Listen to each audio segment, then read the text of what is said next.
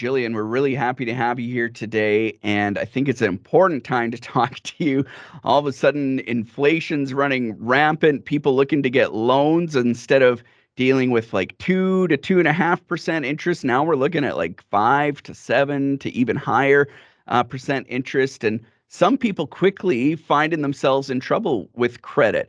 So we want to ask a little bit about what we need to know when it comes to things like credit score. Maybe the very first thing we need to know is, what is a credit score? Okay, so what a credit score is, there's a couple of different things. The Credit Bureau reports credit history, and they do it in two ways, by showing you a credit report and a credit score. Now, when you look at what a credit score or credit report is, it's really helping the financial institutions determine how much of a risk you are when they're loaning you money, because that's what the banks are really, and financial institutions are. They're in the business of risk management. They make money by loaning you money and charging you interest. So depending on what your credit rating or your credit report or your credit score says will determine how much of a risk you are. So if you look at a credit score, which is sometimes a Beacon score or a FICO score, it's going to be a scale between 300 and 900. The higher your number, the lower the risk you are. This is one of those cases where it pays off to have a really high score. Right, exactly. Because if you are, over 760, you have an excellent credit score. But if you're down around 300 to 400, you kind of have a poor credit score. So when you have those lower scores, you're probably less likely to get approved for a loan. But what about in instances you have a low score but you get approved? Does that mean other things, like you might have a higher interest rate than other people would have? Exactly. When you look at the kinds of lenders there's really two ends of the spectrum: conservative lenders, which are like your banks or your credit unions, and high risk lenders. So if you have a high credit score, then you could probably get a decent loan with a decent interest rate through a conservative lender like a bank or a credit union. But if you have to go to a high risk lender, then your interest rates are going to be a lot higher. And that might be because you have lower income, or you don't have any security or collateral to give, or maybe you haven't been at your job very long. So all of those kind of are factors in determining what your credit score is. I always find it kind of interesting, the people that have a low credit score, that usually means they have a tough time paying things, but then they get hit with these high interest rates. So it's almost like, how are they ever supposed to get out of that cycle then, I wonder about. So there are things that you can do to improve your credit score. So you Nice. can do things like don't pay your bills late, because if you pay your bills late, that's going to affect your credit report. Because how a credit report shows, that's versus the credit score, it's in a number category, 1 to 9. So if you pay your bill every month and within 30 days and you're not behind, you're going to get an R1. And that's going to go all the way down to, an R2 if you're 30 to 60 days behind, an R3 if you're 60 to 90 days behind, all the way down to like an R8, which is a repossession, or an R9, which is just a bad debt. Sorry, were you going to say something, or that was it? No, so I was just going to say, so you don't want to pay your bills late. The Yeah. other thing you can do is reduce the amount of debt that you have, because the lower your overall indebtedness, the better risk you are. Keep your credit cards down. You don't want to use one credit card to pay another one. That's kiting, and your lenders are going to notice that right away, and you don't want to do that. And the other thing that you want to make sure that you do is don't make frequent credit applications, because every time you Oh, make a credit application, that's a hard hit against your credit score. And the really? more hard hits you have, it affects your credit score. Ah, that's interesting. I always thought that was just a rumor. I assumed it wasn't true. How come that is? When you apply for, let's say, maybe a line of credit, so you can buy a new vehicle right now, or get a little bit of help for getting that vehicle, why does your credit take such a hit then just for that application? It's not the one application that's going to make the difference. It's Ah, numerous applications. So gotcha. there's actually a little tip. If you're going to go look for, a really good mortgage rate, or you want to get the best deal on a new car loan, if you do it within a 2-week period, you'll tend to just get one single inquiry or one single hit if you do it within 2 weeks. Because they know that you're doing something like shopping around for the best interest rate, as opposed to you keep applying for credit cards and you keep being turned down. And if that continues happening, by the third or fourth time, that they're not going to even look at you because there's something wrong. You keep getting rejected. Hmm. Now, so other ways to improve our credit, I'm assuming maybe keep debt low is a great way to improve our credit. So if you're already in debt, don't go adding more debt.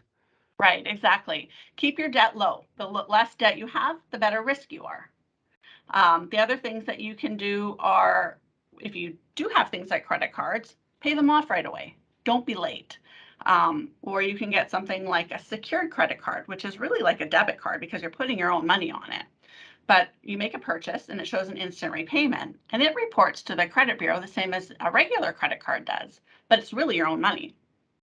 So that would be, I was just going to ask, like, how can we build credit if you don't have credit really? How can you start to build it in a good way? Would that be an option then that people could use? Yeah, definitely get the secured credit card.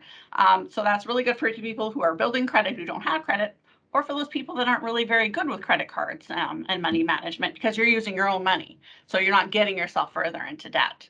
Another thing that you can do is start something like an RRSP, where it comes out of your bank account every month. Because what that does is it shows that you can develop a pattern of savings. Now, it Ah, doesn't have to be an astronomical amount. You can put $25, $50 a month aside, and it's going to start to rebuild your credit, and it's going to put money away for your retirement. So that one's good on two counts. it's a good win-win. I know often people that are in debt, it feels like you're treading water and can barely keep your head above that water. And they might think, I can't save for retirement. But it's going to instill good habits in you too. Just that simple $25 a month. Yeah, exactly. It helps your credit rating, saves for retirement, and it can even help you with your income tax.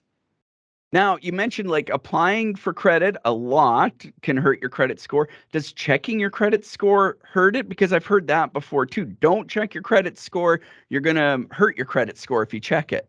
That's different. That's called a soft hit. So you can go on and look at your credit score without it being a negative on your credit score. And you should actually look at your credit report every once in a while because you want to make sure there's no mistakes.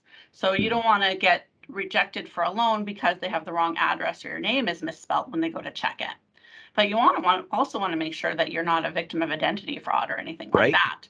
that. So it is a good idea, and it's not a negative if you check your own credit score. Okay, so that's maybe a good thing and a good starting place, I guess, if you're trying to lower your credits or increase your credit score, is find out where your credit score is to begin with. Then, Right, exactly. And make sure everything that's on there is actually you. so what if our credit score's low and our debt is super high, and we just don't know what to do or where to turn? What are some of the options you could recommend to us then?